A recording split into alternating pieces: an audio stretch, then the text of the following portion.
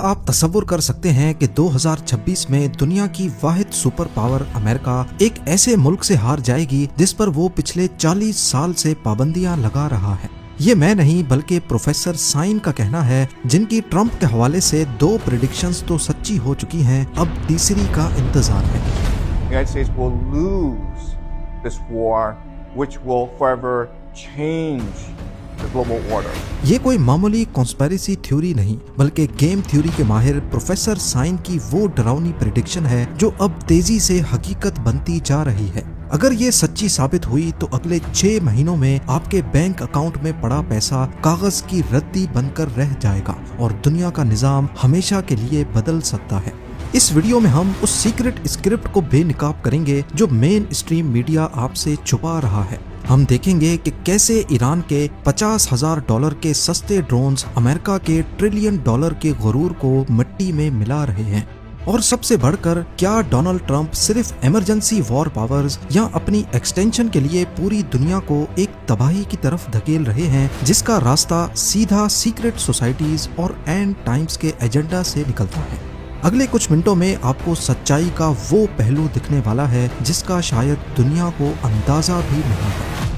नाजरीन, professor sign की पहली पेशनगोई ये थी कि डोनाल्ड ट्रंप दोबारा इलेक्शन जीत जाएंगे, जो कि बिल्कुल सच्ची साबित हुई। दूसरी पेशनगोई ये थी कि ट्रंप के पावर्स में आते ही अमेरिका और ईरान के बीच एक भयानक जंग शुरू हो जाएगी, और वो भी हो गई। लेकिन उनकी तीसरी पेशनगोई जिसने सबके होश उड़ा दिए वो ये थी कि इस जंग में दुनिया की सबसे बड़ी सुपर पावर यानी अमेरिका बुरी तरह हार जाएगा। और ये सिर्फ एक प्रेडिक्शन नहीं है, इसके पीछे कई लॉजिकल आर्गुमेंट्स भी हैं।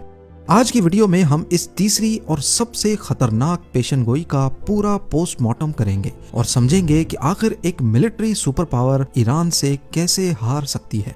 प्रोफेसर साइन, जो कि गेम थ्योरी और जियोपॉलिटिकल इवेंट्स के बहुत बड़े माहिर हैं, उन्होंने अपने नए इंटरव्यू में बिल्कुल क्लियर कर दिया है कि अमेरिका किसी भी सूरत में ये जंग नहीं जीत सकता।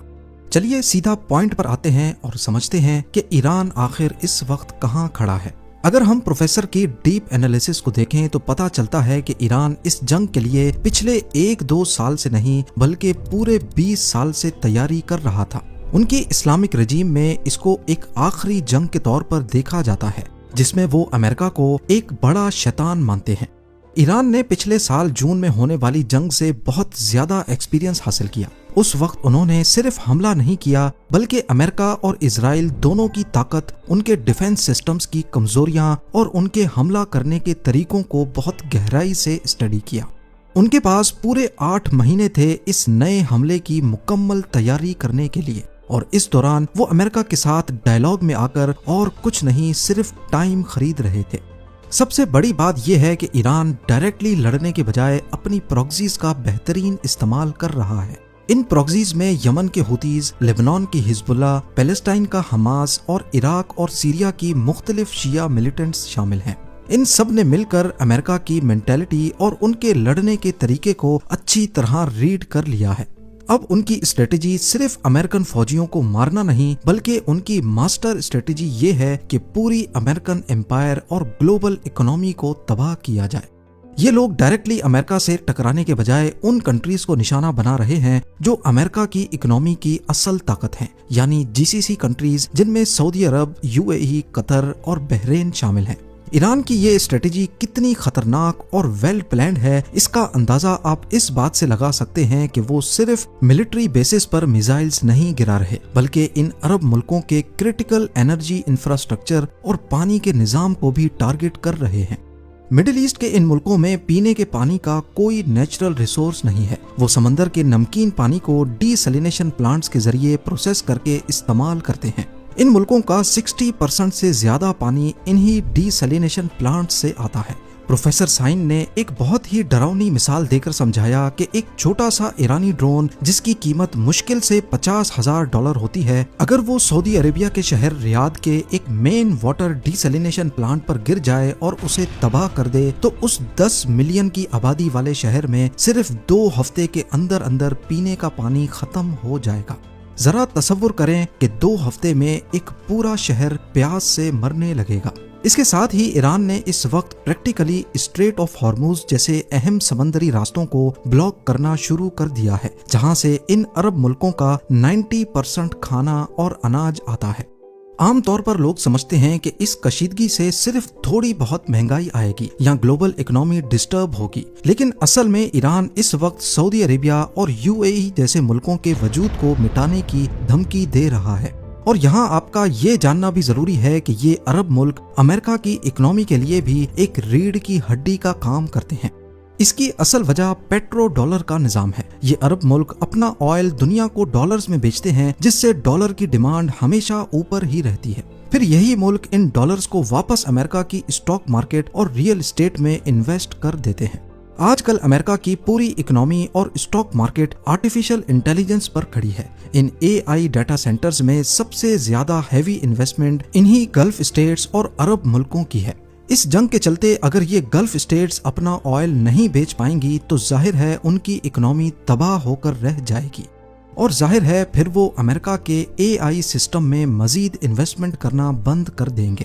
جس دن یہ عرب انویسٹمنٹ رکی، امریکہ کا یہ جھوٹا AI ببل پوری طرح پھٹ جائے گا اور اس کے ساتھ ہی پوری امریکن اکنامی زمین پر آ گرے گی، جسے پروفیسر سائن نے اپنی زبان میں ایک فائنینشل پونزی اسکیم کا نام دیا ہے۔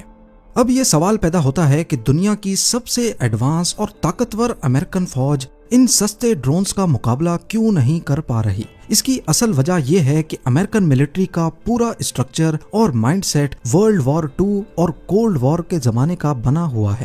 کولڈ وار کے دور میں اصل مقابلہ مسل فلیکسنگ کا تھا کہ کس کے پاس سب سے مہنگی اور کمپلیکس ٹیکنالوجی ہے، کون پہلے چاند پر جاتا ہے اور کس کے پاس سب سے بڑے میزائلز ہیں۔ امریکہ کا پورا ایئر ڈیفنس سسٹم ایسی ہی مہنگی اور کمپلیکس ٹیکنالوجی پر بیسڈ ہے، جس کو بنانے اور چلانے میں اربوں ڈالرز لگتے ہیں۔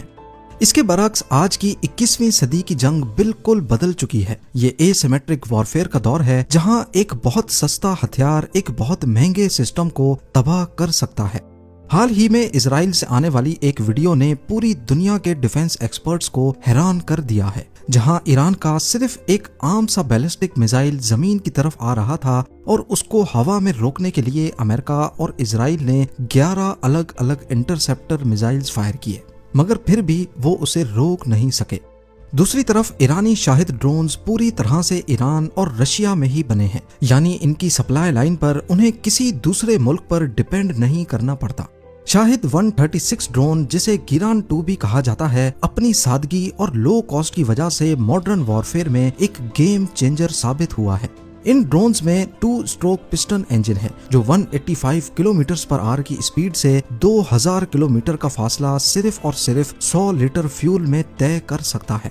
اس کو چلانا بھی کوئی زیادہ مشکل نہیں ہے، صرف GPS کوآرڈینیٹس ڈال کر اسے روانہ کر دیا جاتا ہے۔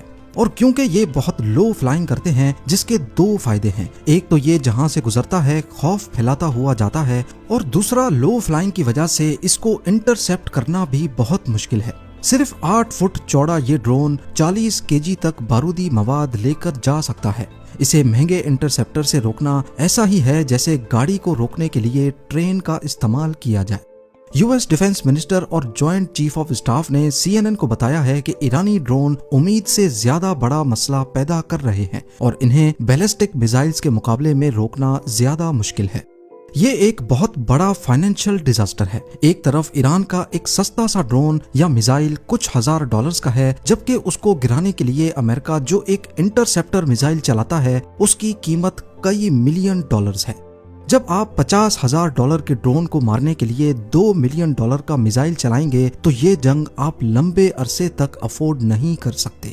اب امریکہ کے پاس ان مہنگے میزائلز کا اسٹاک تیزی سے کم ہو رہا ہے اور انہیں اپنے ایشیا والے ملٹری ریزروز کو بھی استعمال کرنا پڑ رہا ہے، جو انہوں نے چائنا کے ڈر سے بچا کر رکھے تھے۔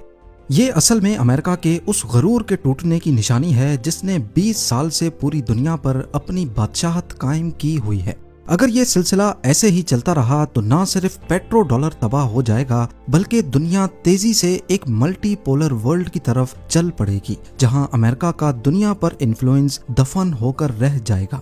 اس سب کے علاوہ ابھی تک امریکہ اور اسرائیل صرف ہوا سے حملے کر رہے ہیں، لیکن تاریخ گواہ ہے کہ آج تک دنیا کا کوئی بھی ملک صرف ہوائی حملوں کے ذریعے کسی دوسرے ملک کی حکومت نہیں بدل سکا۔ رجیم چینج کے لیے آپ کو ہر حال میں گراؤنڈ ٹروپس کو اتارنا پڑتا ہے۔ امریکہ کے ٹاپ آفیشلز اور سیکرٹری آف وار کے بیان کے مطابق امریکہ کسی صورت اپنے گراؤنڈ ٹروپس فی الحال ایران بھیجنے کا کوئی ارادہ نہیں رکھتا۔ آنے والے چند مہینوں میں امریکہ پر عرب کنٹریز اور اسرائیل کی طرف سے بہت شدید پریشر آئے گا کہ وہ زمینی فوج بھیج کر ایران کے خطرے کو ہمیشہ کے لیے وائپ آؤٹ کر دے، کیونکہ اگر ان ملکوں کو کچھ ہوا تو امریکہ کا پیٹرو ڈالر بھی ان کے ساتھ ڈوب جائے گا۔ تو اب سوال اٹھتا ہے کہ امریکن پریزیڈنٹ ڈونلڈ ٹرمپ ایسی جنگ میں کیوں کود گئے جس کے بارے میں ٹاپ ملٹری کمانڈ نے پہلے ہی وارن کر رکھا تھا۔ پروفیسر سائن کے مطابق اس بے وقوفانہ فیصلے کے پیچھے 3 بڑے ریزنز ہیں جنہوں نے ٹرمپ کو مجبور کیا۔ پہلا ریزن ہے اوور کانفیڈنس۔ حال ہی میں ٹرمپ نے وینزویلا پر جو ایک چھوٹا سا سکسیسفل آپریشن کیا، اس سے وہ امریکن ملٹری کی کیپیسٹی کو لے کر اوور کانفیڈنٹ ہو گئے، بالکل ویسے ہی جیسے ہٹلر نے یورپ کو آسانی سے فتح کرنے کے بعد غرور میں آ کر سوویت یونین پر حملہ کیا تھا، جو آخر میں اس کی فوج کی تباہی کا سبب بنا۔ دوسرا ریزن ہے پولیٹیکل فائدہ۔ حالانکہ اس جنگ سے امریکہ کا اپنا کوئی فائدہ نہیں ہے، لیکن پرسنلی ٹرمپ کو سیاسی اور فائنینشل دونوں فائدے مل رہے ہیں۔